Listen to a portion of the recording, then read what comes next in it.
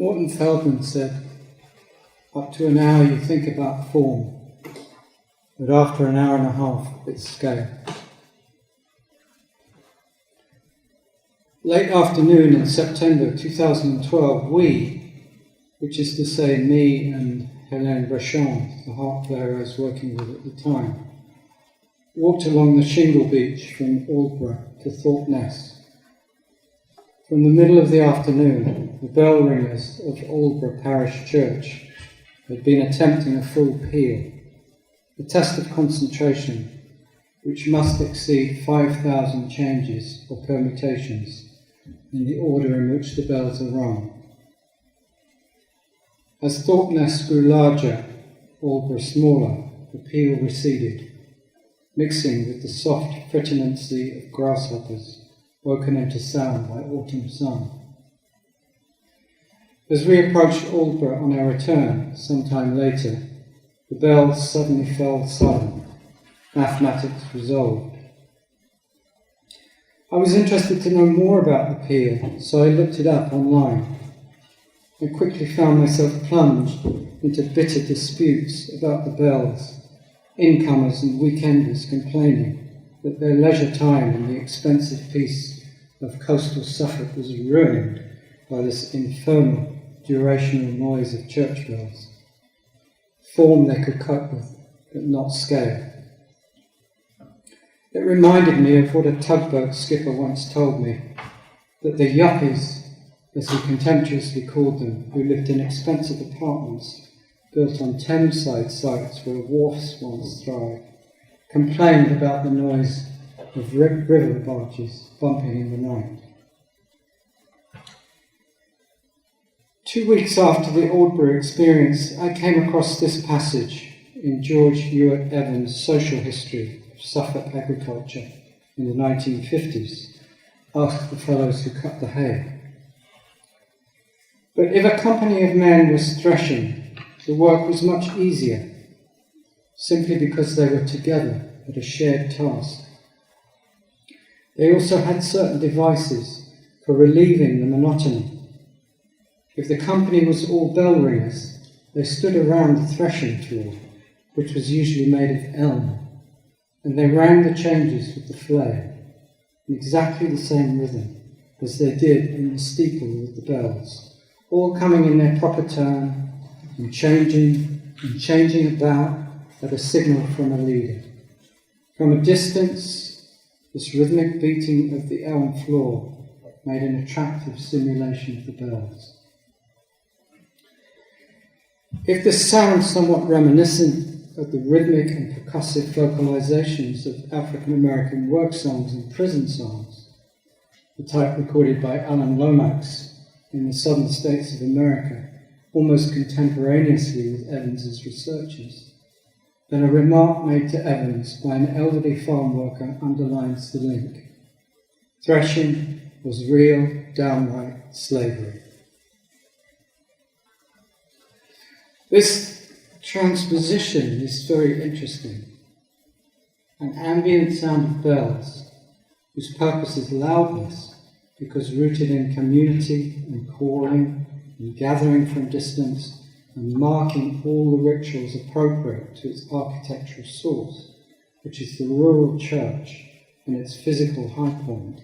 So worship, births, marriages, deaths, and the liturgical year is aligned with mathematics and teleology, then transformed into a muted, enclosed version of itself in order to make tolerable that grueling physical labour that contributes to the sustenance of the parish and its central symbolic point, the bell tower.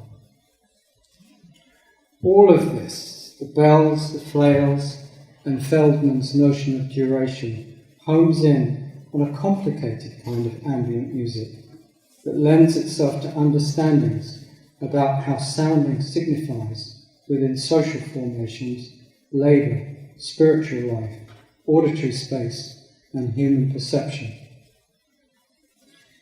It also tells us about change, those fellows who cut the hay having long ago been replaced, and the church bells entered into sharply contesting views of what purpose the picturesque countryside serves for its current inhabitants, both temporary and permanent. Not to mention the question of who in the 21st century is prepared to listen to a single piece of music in excess of 90 minutes duration. Capital A ambient, as a popular music genre, affords us fewer instincts, I would argue. Last year, Pitchfork magazine asked me to write an introductory essay for an ambient top 100 they are about to unleash. I declined, and when I saw the 100 choices, felt glad I had. A lot of it was genre ambient, industry ambient, if you like. Very little to do with the softening expansions of boundaries I was proposing in Ocean of Sound, and nothing to do with the field of possibilities that existed when I recorded for Brian Eno's Obscure label in 1975. There was no such thing as an ambient genre then, though his curating of the label wound a number of diverse threads into a pattern that intimated a genre, then ultimately led to one.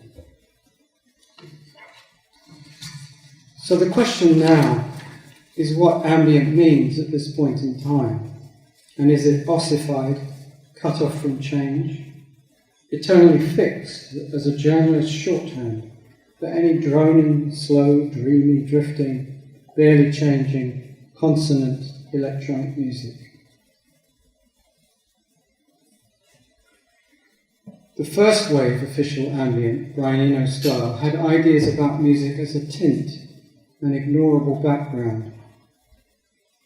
That seems to me increasingly problematic when so much music now is now diminished to the level of a design feature, a shadowing of life, as opposed to something that burrows inside us, shifting emotional glaciers and vibrating ossified ideas, forcing us to move from form to scale or to take harshness alongside smoothness.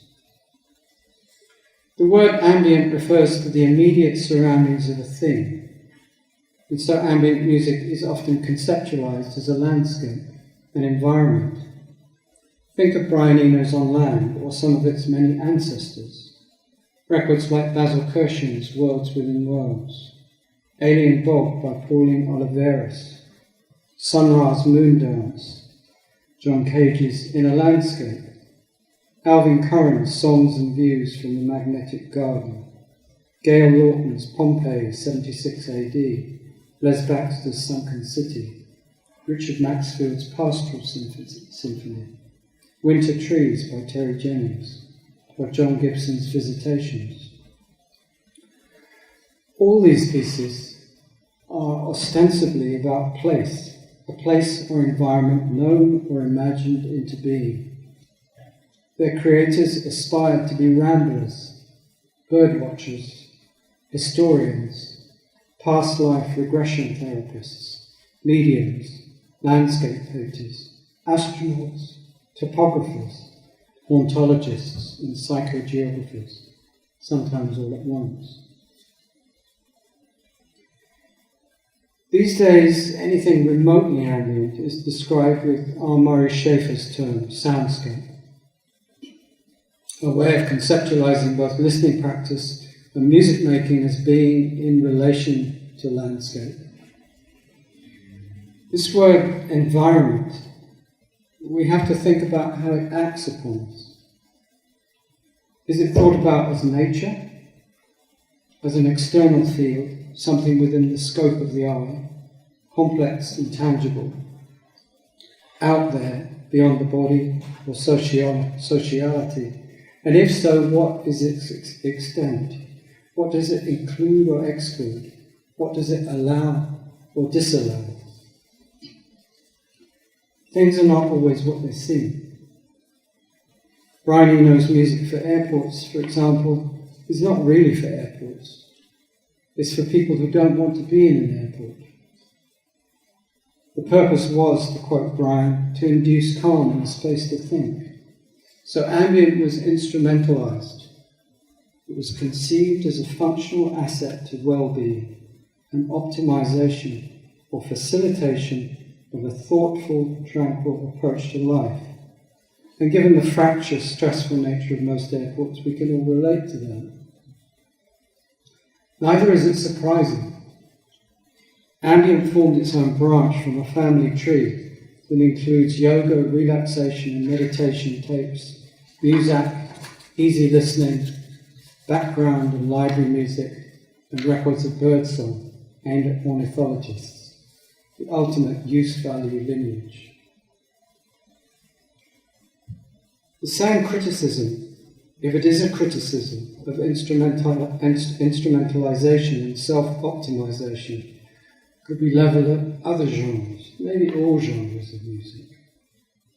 Disco music's stated purpose, the name is a clue, was to make people dance in clubs. 40 years ago, what was disco for? It had become escapist, a pressure valve, a conduit for hedonism, a spectacle of consumption and decadence. But within the early 70s origins of disco, and this has parallels with the ancestry of ambient, there was a far more dynamic, unfixed potentiality, as yet without a name, but definitely possessing a purpose, which was to create a clandestine space in which gay men could gather together and dance to the kind of music they liked. Each record chosen in those early days defined a territory without being of that territory. In other words, it was made for another territory, but like the transformation of bell ringing into threshing, it was coerced into a new one in order to make life tolerable. To be versed in the identification and delineation of that territory required the skills of a listener, not just a listener to the formal attributes and atmospheres of music tracks, but a listener sensitive to the codes and law of a clandestine group. This inchoate moment is surprising, rich, unstable, contradictory and vulnerable. In response to vulnerability, other forces assert themselves: professionalism, commerce, a less nuanced set of social needs and desires, and so the soft skin acquires a carapace. I'd like to prise open this carapace now to investigate the implicit nature of ambient. Ambient music, at least as I understand it, is predicated on ambient listening. By ambient listening, I mean listening that projects far beyond the territory of a bounded individualistic entity, the selfish being who sites itself at the centre of the universe. According to this definition, the ears are not passive organs of reception, two penetrated holes in the protective crust that surrounds neurological and other biological work.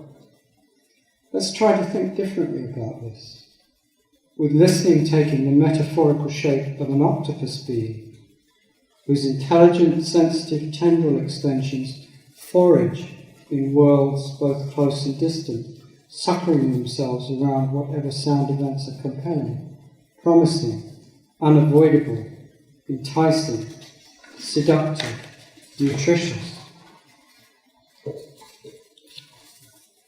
Maybe this pixelates the idea of listening as mechanistic and pornographic. Maybe it zips around the irresolvable and moralistic dueling between listening and hearing. Those octopus tendrils are always reaching out into the unknown. It's just that some have a very short reach, a quick return to the me person, and others are stretchy, flexible, good suction, lively with curiosity, and open to entanglements and entwinements. If we want to increase our knowledge of histories of ambient listening, then we have to go back further than recording. Writing is one of the primary archives. Women's literature is revealed, partly because women's voices were, and often still are, restricted, particularly in relation to politics and power, sex, money, social policy, philosophy, and all other matters cordoned off within the domain of men. We should remember that the earliest surviving autobiography written in English was by a woman, Marjorie Kemp, a 14th to 15th century voice hearer who spoke extensively about her auditory visions. This is one particularly ambient passage. This creature had various tokens in her hearing. One was a kind of sound as if it were a pair of bellows blowing in her ear. She, being dismayed at this, was warned in her soul to have no fear, for it was the sound of the Holy Ghost. And then our Lord turned that sound into the voice of a dove, and afterwards he turned it into the voice of a little bird, which is called a redbreast, which often sang very merrily in her right ear. Marjorie Kemp struggled with this condition of overhearing. Unsurprisingly, she was hearing strange and beautiful melodies out of thin air or her dreams, a variety of voices, and these transforming ambient sounds, rushing air to dove to robin, all of them ambiguous in their source, though specific to one ear. Did they come from outside or inside or both? And if both, what can we do with this word ambient, which separates an outside from an inside? Setting aside their stature as great writers, this silencing is what makes it revelatory to read Jane Austen, George Eliot, the Bronte sisters, Dorothy Richardson, Mary Bucks and Virginia Woolf. In many aspects of their lives, they were silenced, compelled to listen, or their voices were demanded within a narrow bandwidth on specific circumscribed occasions or restrictive domestic settings. So their perception of silences and sounding was acute, often profoundly subversive. "I've seen you ill with boredom," wrote stream of consciousness pioneer Dorothy Richardson in Revolving Lights, published in 1923. "You always think people's minds are blank when they're silent. It's just the other way around." Richardson argued that everything in life, particularly relationships, was best judged by the quality of in-between silences. Her life's work was called Pilgrimage, a semi-autobiographical novel in 13 parts. Full of Proustian memories of listening, it sparkles with passages in which she imagined and wrote of playing with ambient sound, audibility, voices, and the emotional resonance of acoustic spaces in a way that feels startlingly modern, reminiscent of a composer like Alvin Lucier. This, from 1935, is her observation of a woman named Amabel.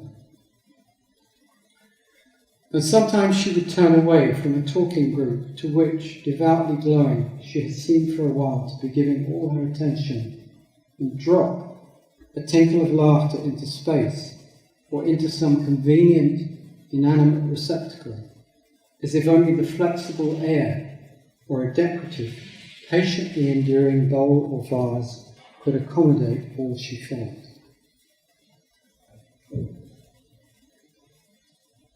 Think of the number of women in Jane Austen novels compelled to play piano as ambient interludes in the insufferably stilted cultural deserts of 18th century country house sociality.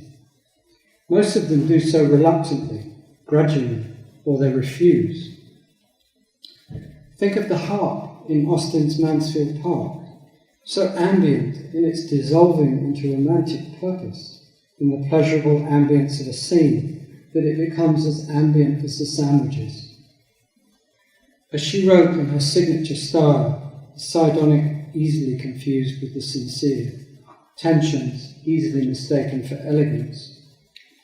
A young woman, pretty, lively, with a harp, as elegant as herself, and both placed near a window, cut down to the ground, and opening on a little lawn, surrounded by shrubs in the rich foliage of summer, was enough to catch any man's heart.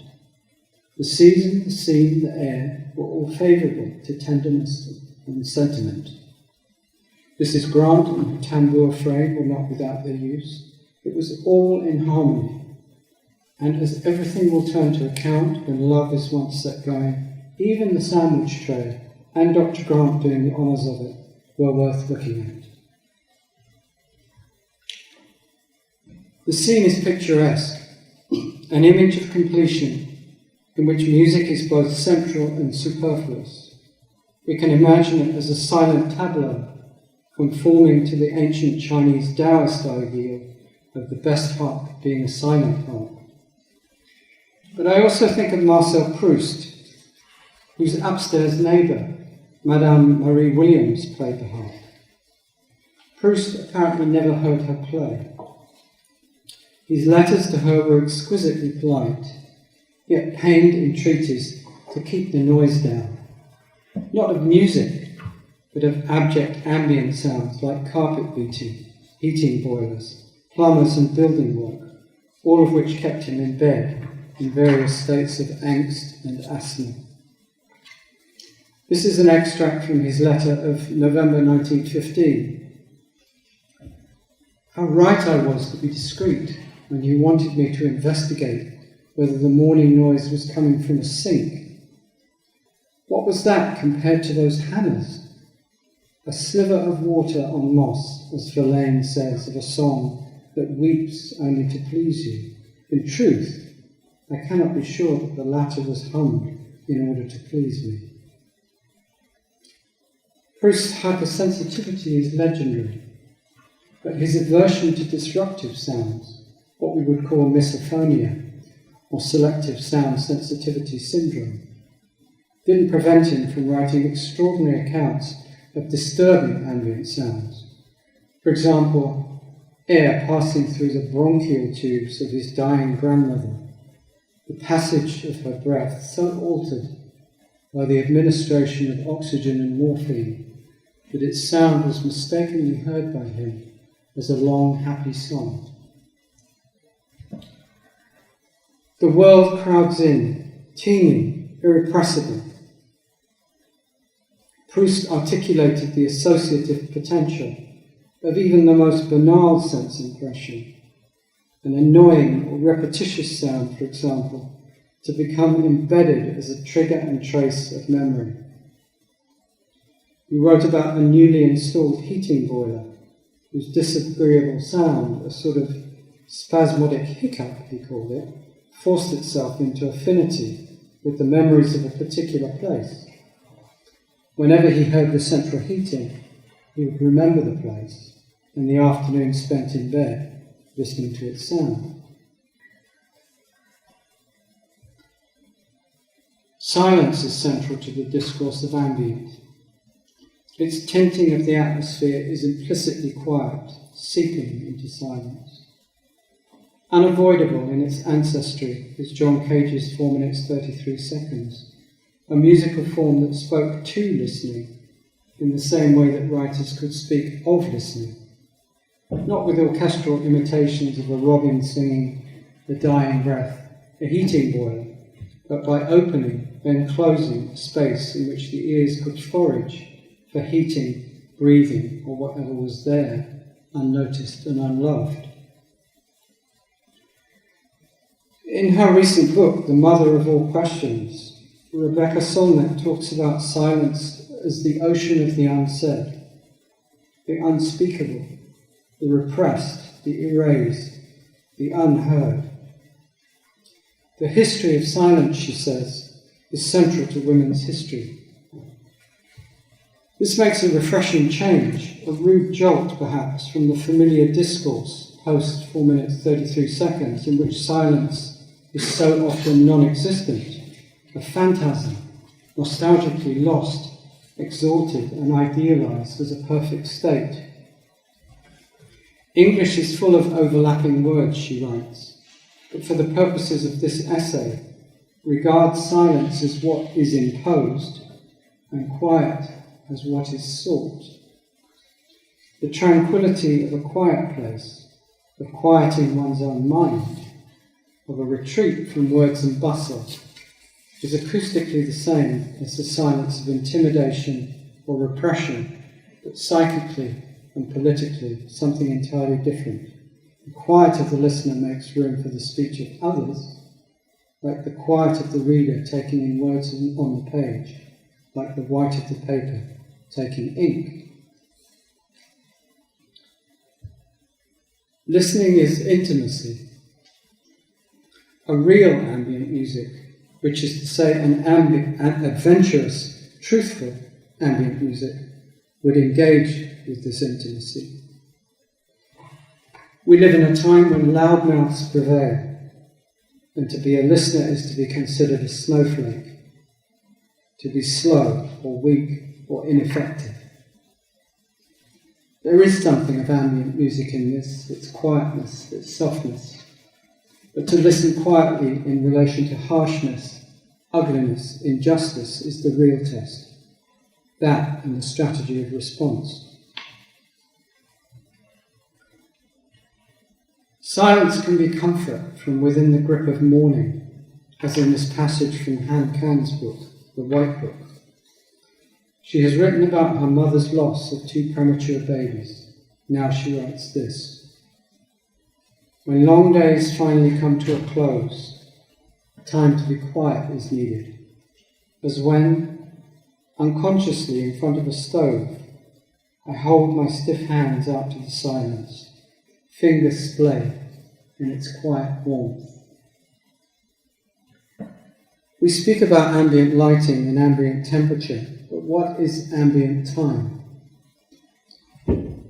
Ambient time is the feeling of activity, duration, imperatives and endings happening in a moment and place, radically different in a railway station, boxing gym, hammock, maternity ward or care home for the elderly.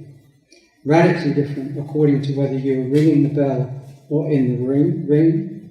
Radically different according to whether it's warm or cold, dark or light, alone or with others, young or old. Time is a word to describe chaos, kept under observation with light, dark and seasonal cycles, kept in check with clocks, times, alarms, schedules, deadlines, and words like time, cleverly articulated, subverted, and elaborated by music. Ultimately, time is death and decomposition, arguably the engine that drives us. There are times when I turn to the kind of ambient music that aspires to the condition of stasis. Momentarily, it can feel like the warmth of a stove on a freezing day. But the lack of any discernible change in the music comes to symbolize a hopeless battle against fluctuations of fortune or death itself. This is not about slowness or duration. To be still is one thing, to be static another. Stillness accepts decay, stasis rejects it, and so comes to lack vitality or relevance. Like the stove, it offers scant warmth. Philosopher François Julien talks about the silent transformations of change, the way in which we don't see growth in trees or children, only see the stage when they are bigger. Nor do we clearly see age in ourselves, only see the change from an old photograph. But why, with so much talk of seeing, are they silent? This is what he says in the Silent Transformations. In fact, silent is a more precise word to use in this respect than invisible, or rather, it is more telling. Because not only is this transformation in process, even if we do not perceive it, but it operates without warning, without giving it an alert, in silence without attracting attention, and as though independently of us, without wanting to disturb us, it might be said, even when it continues on its way within us, until it destroys us. A musical equivalent of this might be Ryoko Akama's recording Jiwa Jiwa, created on the Max brand synthesizer and released on Code of Silence in 2014. The piece is founded in an aesthetic that arises not from duration, but the complexity of listening and its context and conditions. She translates Jiwa Jiwa as slowly but certainly happening, giving the example of finding a water leak coming through the ceiling, the stain gradually growing in circumference. You might say it is getting Jiwa Jiwa there. Water is permeating Jiwa Jiwa. So the sound is a type of sculpture, maybe like the slower kinetic sculptures of the 1960s by Paul Bury, Gerhard von Gravenitz and David Nadal. Change is taking place, but at a rate that is hard to discern, closer to stasis than movement, but definitely moving, the ending very different from the beginning. A kind of silent transformation. Music is a negotiation with chaos. All events are negotiations with chaos. But in the realm of human affairs, music seems more acutely so, because it deals in the shaping of intangibles, swirling invisibles, subtle feelings and abstractions like time, sound waves and pressure. Music is kinship is a phrase I came across in Burst of Breath, a collection of ethnomusicology papers about ritual wind instruments in lowland South America. In other words, music establishes relations within a world in which, hypothetically, all relations might be upturned or even non-existent. By defining itself in relation to ambience, environment, surroundings, and the dilemma of what is inside and what is outside, ambient music situates itself quite clearly in this negotiation with chaos. In an ideal world, an ambient music is asking big questions. What is me? Where are my boundaries? What is my music? And what is the world's music? Is that non-human sound from outside now my sound? Or is it a chunk of non-humanness making me only partly human? What do we look for or hope for? We look for stories that can sustain us. If chaos in audio culture is either silence or noise, or a breakdown in the distinction between inner thought and sound perception and outer sound, then ambient music is full of potential to tell us of great wonders and discoveries brought back from this field of uncertainty. Or are ambient composers, as I wrote 23 years ago in Ocean of Sound, mere functionaries, slaves to cool the brows of overheated urban info warriors? A question that has accumulated far greater force in the present situation, the one we find described by philosopher Byung-Chul Han in Psychopolitics. Now, he says, productivity is not to be enhanced by overcoming physical resistance so much as by optimizing psychic or mental processes. If ambient music only serves as an app to incentivize, or a backdrop to productivity, networking, and self-realization, then it has no story of its own, no story worth telling. Now, I realise this is kind of a downbeat ending to a talk. I have other thoughts on this, which maybe will come out now, but what I would say is that as a musician and composer, I kind of apply these kind of criticisms to myself constantly in the pursuit of renewal, I suppose you might say, which becomes, kind of more and more critical as you get older. So, in a certain sense, I think this kind of pessimism, the pessimism certainly voiced by Byung-Chul Han, so relentlessly in his books, is an extremely necessary corrective to a kind of, what should we call it? Fumbling optimism.